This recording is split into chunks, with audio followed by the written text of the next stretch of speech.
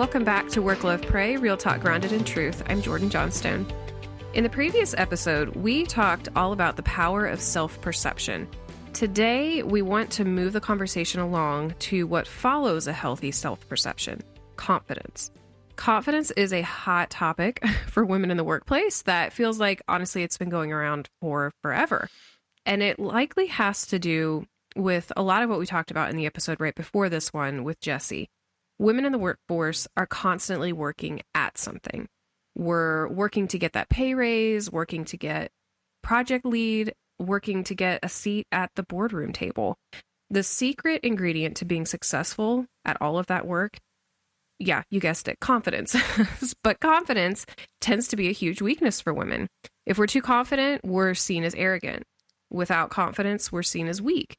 So where is the middle ground? Why is confidence something women should strive for when it seems to bring a whole slew of new problems or obstacles? Joining me today to talk about how to build up your confidence well is Catherine Gates. Catherine is the Executive Director for Women in the Marketplace, which is a national nonprofit that equips working women to confidently pursue their faith and career for the glory of God. She is also the author of The Confidence Cornerstone, a women's guide to fearless leadership. Catherine has supported others in integrating their faith and work since 2012 as a speaker, facilitator, writer, and mentor. Originally from Long Island, New York, Catherine now lives in Northwest Arkansas with her husband Thomas and has one adult son. Her mission is to equip Christian women to reach more of their God-given potential.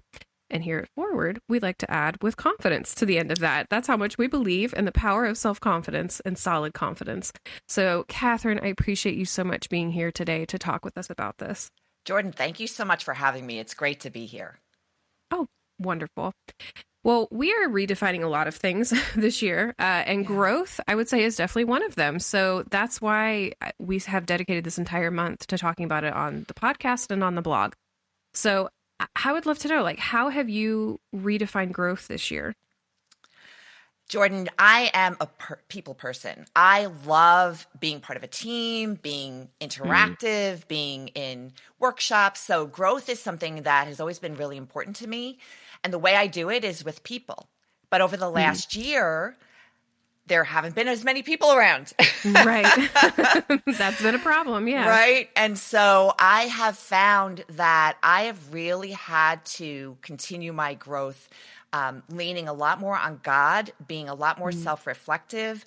And actually, thank God for the women in my life that I do have close relationships with, and people, men and women, who have poured into me and really been able to either meet for coffee for those, limited times, or even on Zoom to pray together, to encourage each other. So I've had to realize that if I can't be in a workshop or a brainstorming session, I can still grow with God, with self-reflection, and with those one-on-ones.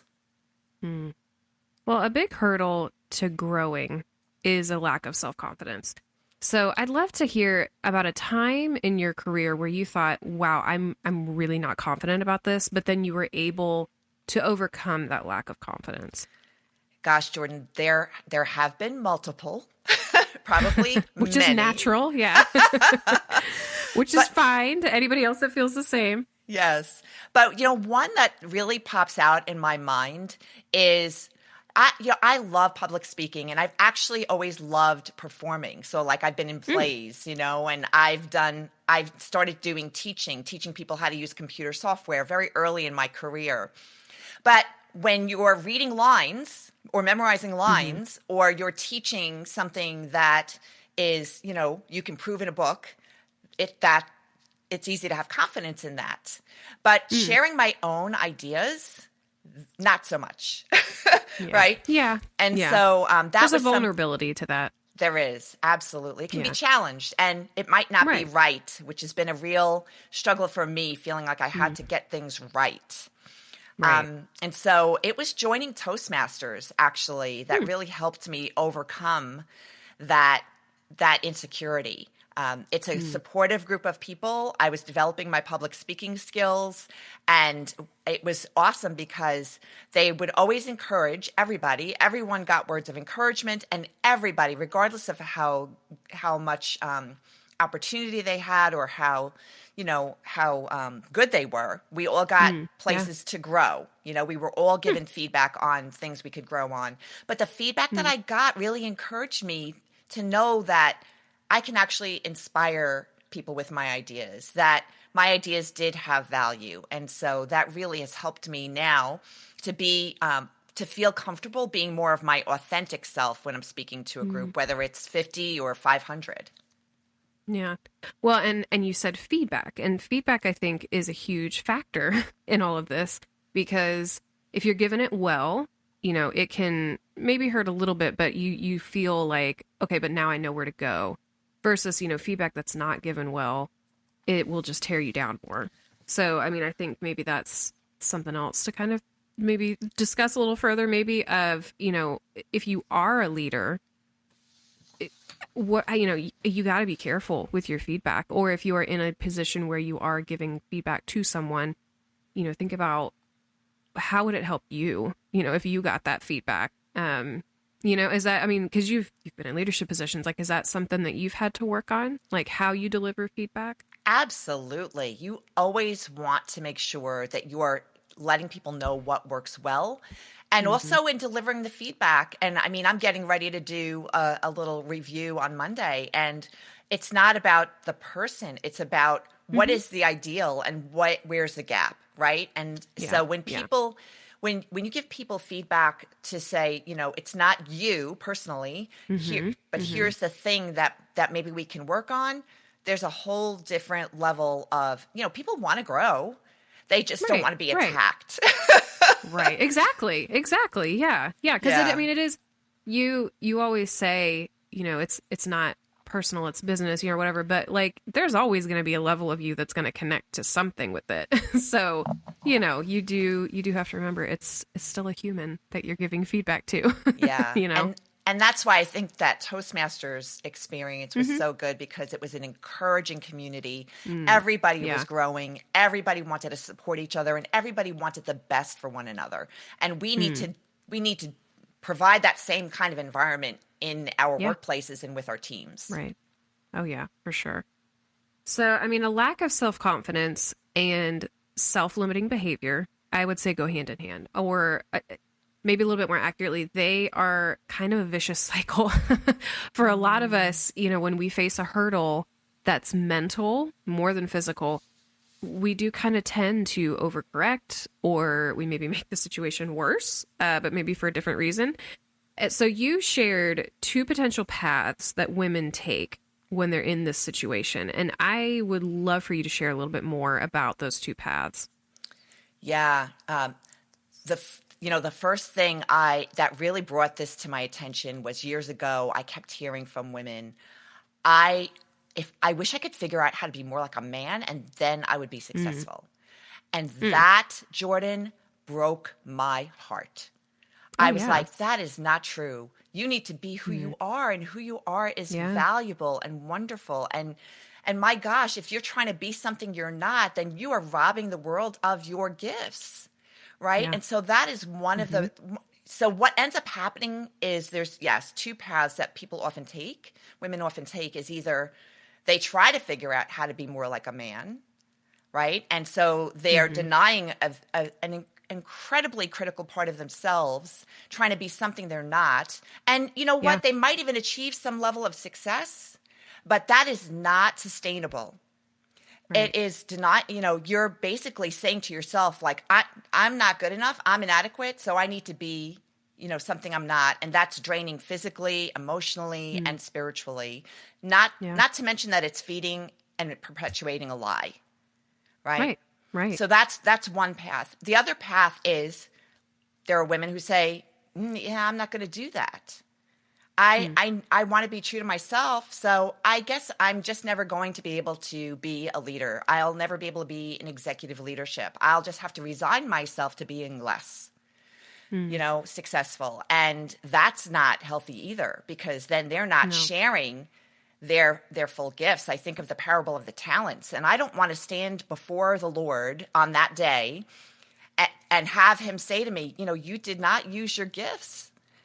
And then I say, well, that's because they didn't value them. And it's like, excuse me, who gets to say, Right, right, God, yeah. God or man. And so that's not healthy either. And it's not good for the well-being of the woman, because then you're always going to feel, unfulfilled, and it affects you there as well. And the world is going to suffer because your gifts have not been shared. There's another path, Jordan, that I realized I've never tried to be like a man. I haven't resigned myself. But then for those who haven't taken either one of those, even that idea that, but because I'm a woman, I'm going to have to work harder because I am not going to be as valued as the man. I'm going to have to prove myself more. And that is definitely a trap that I found myself in. Yeah. Well, and, it goes back to what you're saying about your gifts. God has given each of us a gift for a reason.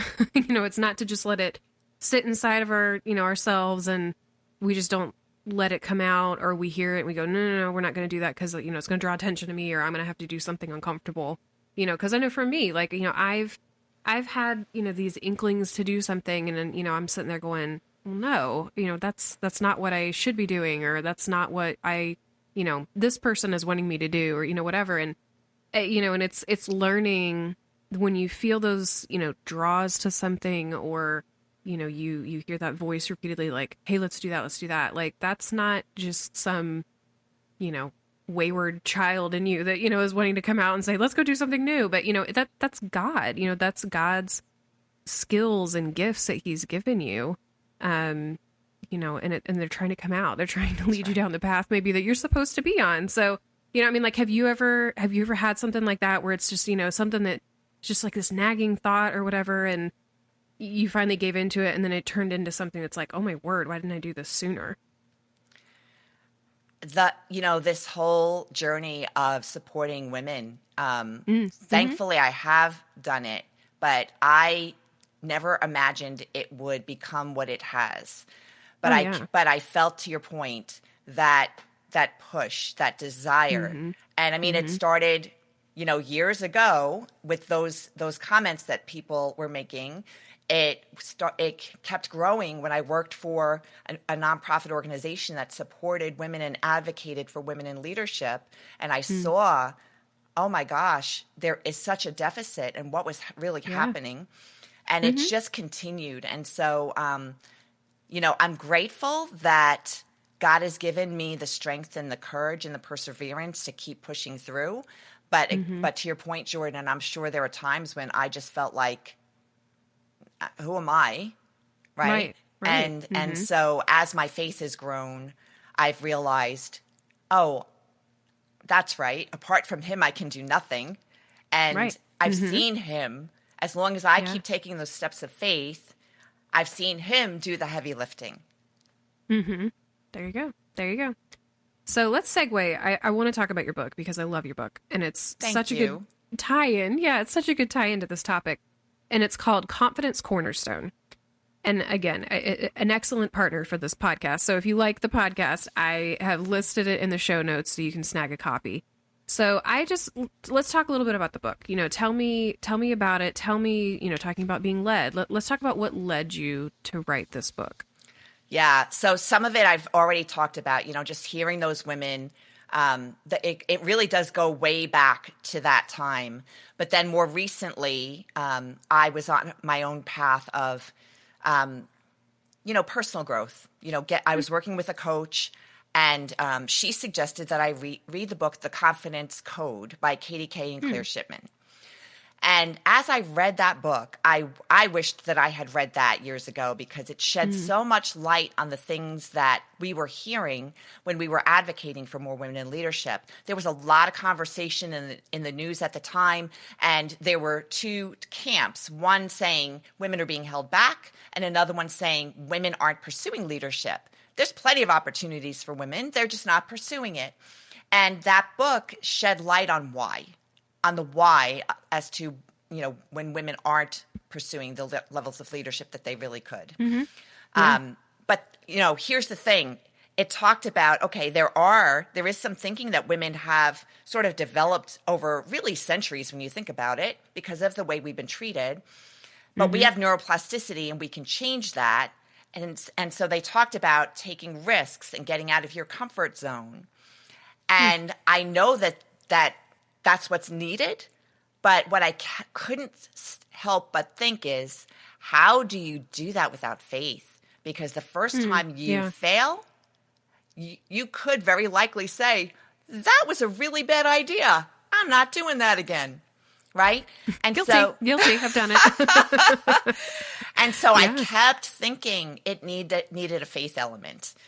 In fact, a woman who was leading a Bible study, she decided to bring that book into her study group. And I was like, I need to give you some scriptures to be coupled with that book, right?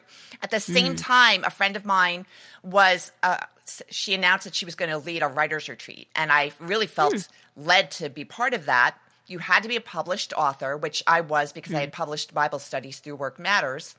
And you had to have a solid book idea, which I did not have at the time. But then I kept talking about this book, and I kept telling people it needs a faith element. And then in one particular conversation with a very close friend of mine, it hit me. And I felt like the Lord was saying, excuse me? Why don't you write that book? Yeah. And Jordan, I said, all right, Lord, I will write it, but I do not feel equipped to write a book on this topic. So you didn't feel confident to write a confidence book? That's right. So I said, Lord, you are going to have to give me the words. I will do the research. I will do all the typing, but you're going to have to help me. And so I just went ahead and he did. He helped me and opened doors even to how to publish it. And I'll tell you what really kept me going was my passion to help more women develop their confidence as well. And you know what? I've obviously had opportunities too. Yeah. Just a few. Well, I want to share one of my favorite quotes from the book. So you say, developing confidence is not dependent on your level of achievement, but more on a stable sense of who you are and what you're capable of.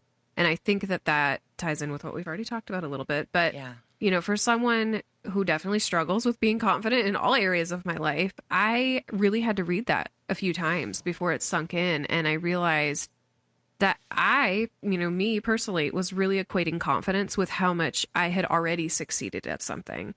And, I have a feeling I'm not alone in having a light bulb go off in my head with this quote. So, was this something, when you wrote this, was this something that you personally have had to come to terms with? Absolutely. That's why this woman who was coaching me suggested I read the Confidence Code, right? Because that was an area that I needed to develop in order for me to get to the next level of leadership. My confidence had been very tied up in performance, very tied up in how much I was accomplishing and my level of success. And I still get tripped up from time to time. But now I'm more aware of what I need to do. I'm more aware of where it's coming from and then how to overcome it. But you know what, Jordan? We're all works in progress, right?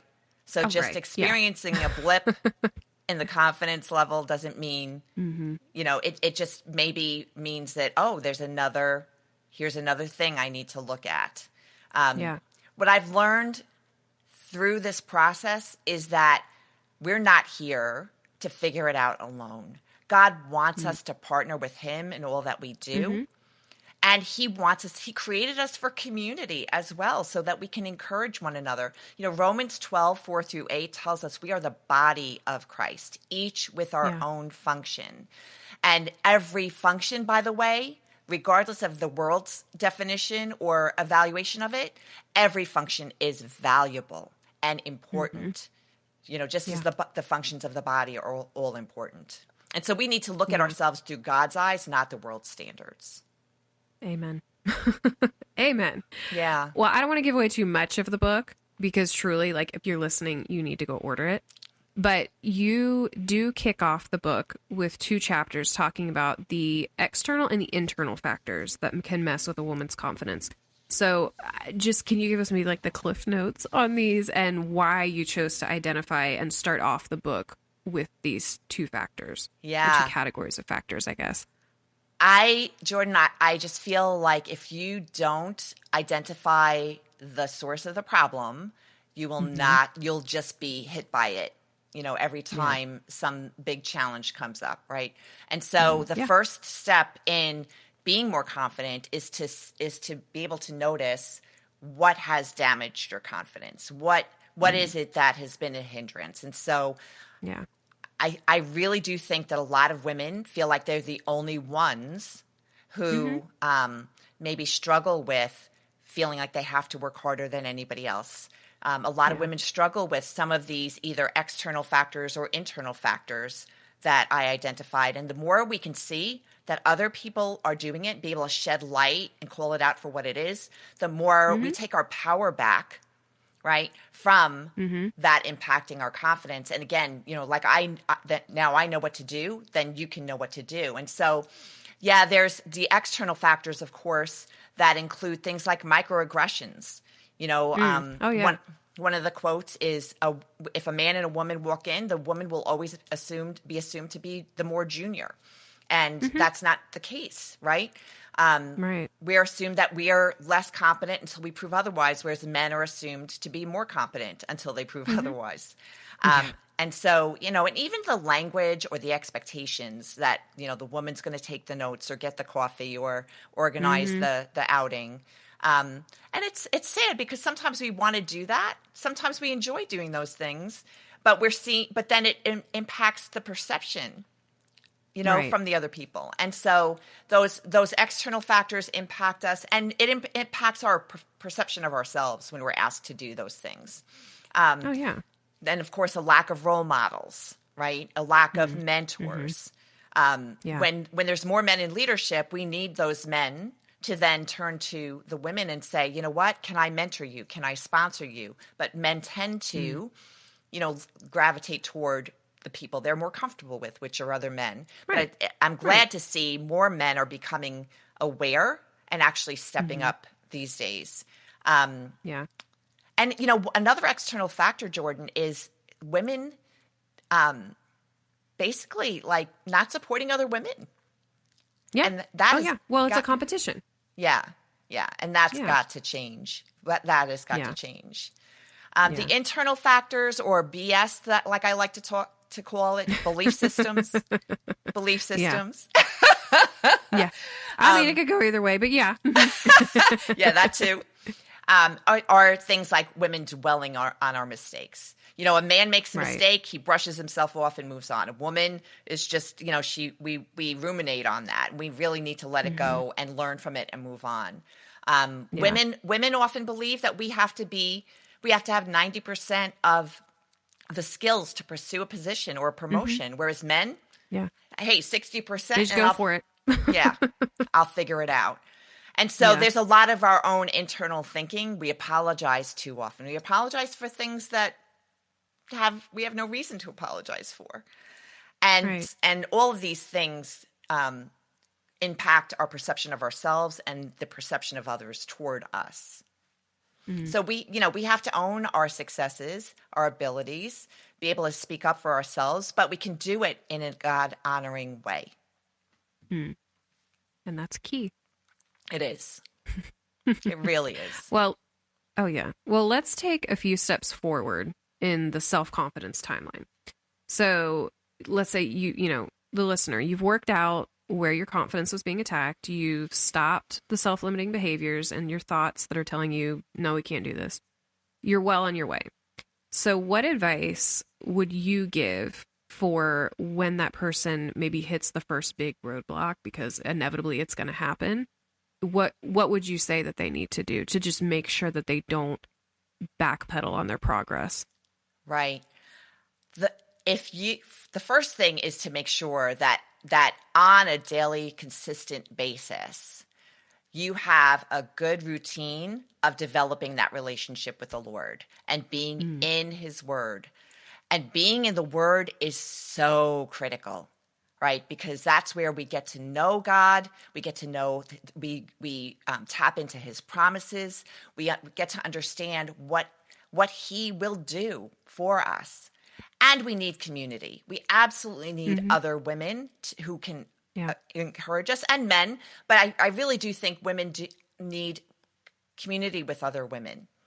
Right. That's got to be the priority, and then men as well. Having those things will give you the strength that you need for those days that will absolutely come. They will come, right? Yeah. Because as you grow, you're going to hit new levels of challenges and things that could fall apart. I don't know if you've ever done a lifeline where you map out the highs and lows of your life, but it's so interesting. I was in a workshop where we did that, and you looked at everybody's lifeline, and while the specifics of the events were different, all of them, it was an ebb and flow. Every single one of them had the high, and right after the high came the low, and then there was another high. So we have to have God in community. And so the most important advice I can give, though, is to keep your eyes fixed on Jesus. We have to remember, just like Peter, as long as he was looking at Jesus, he was walking on water, right? Yeah. And we can equate that to our confidence, can be like walking on water. But as soon as we get distracted by the storm, we're going to sink. And we just need to get our eyes back to the Lord. Yeah. So as we wrap up, which I hate to do, but we need to, if you could only say one thing to a woman in the workplace, what would that be? I don't know if this is going to be one, but I'm going to get a lot into this. Remember that God created man and woman in his image. And the word used for woman in Genesis 2:18 is ezer, which means strong support. That word is used in other places in the Bible for military support and for God himself. We were not created to be the weaker vessel. We were created to be a strong support, that when we work together with man, we complete one another. You are God's masterpiece, created for a purpose and blessed with gifts and talents that are valuable. Not only valuable, they're critical to the world. So please remember who you are in Christ. Don't let what the world says or people say define you, but look to God through the study of his word, through prayer, and through fellowship with other women. Keep your eyes fixed on Jesus, and he will do amazing things through you that you couldn't do on your own, but he won't do them without you. Well, thanks so much for joining me for this conversation with Catherine. For more information about today's episode, just go to forwardwomen.org/Catherine. That is the number 4, wordwomen.org/CATHERINE. If you enjoyed today's episode, be sure to subscribe to Work, Love, Pray on your favorite listening platform, and please leave us a review. Your review will help more people discover Work, Love, Pray, so your feedback is greatly appreciated. As you move forward on your journey to work, love, and pray well, don't forget to make time for real talk grounded in truth.